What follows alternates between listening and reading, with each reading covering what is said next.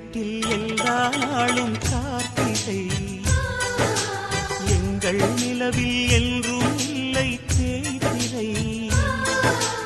எங்கள் வீட்டில் எல்லா நாளும் கார்த்திகை, எங்கள் நிலவில் என்றும் இல்லை தேய்திரை. கிளி கூட்டம் போல் எங்கள் கூட்டமே இது ஆனந்த பூந்தோட்டம், அன்பின் ஆலயம். எங்கள் வீட்டில் எல்லா நாளும் கார்த்திகை.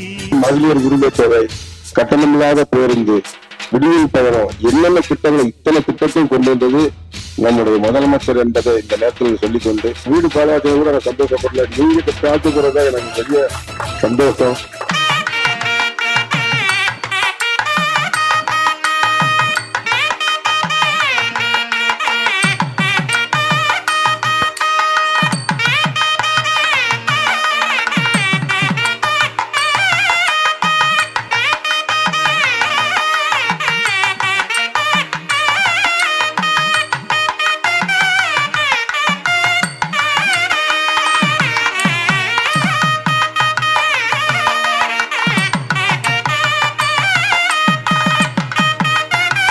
நான் எனக்கு பதிலாக வாடகை வீட்டில் தான் இருந்தேன். எனக்கு ஸ்டாலின் ஐயா மூலயமா இந்த குடிசை மாற்று வாரியம் தெரிய வந்தது. ஐயா எங்களுக்கு இந்த மாதிரி வீடு அலாட் பண்ணி கொடுத்துருக்காங்க. அதனால ரொம்ப சந்தோஷம். இவ்வளோ நாளாக வாடகை வீட்டில் இருந்து ரொம்ப பாடுபட்டுருக்கோம்.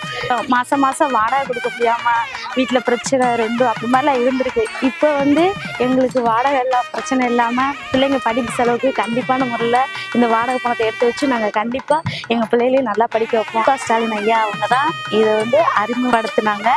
இதை செயல்படுத்தின தங்கபாண்டியன் ஐயா அவங்களுக்கு ரொம்ப நன்றி.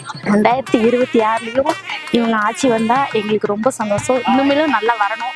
கண்டிப்பாக எங்களோட எல்லா சப்போர்ட்டும் ஐயா அவங்களுக்கு தான். கடந்த 30 வருஷமா வாடகை தான் கொடுத்துட்டு இருக்கேன். வாடகையும் கொடுக்க முடியாத சூழ்நிலையில தமிழ்நாடு வீட்டு வசதியாளர் குடியிருப்புல வீடு கொடுக்கறத அப்ளை பண்ணோம், கிடைச்சது.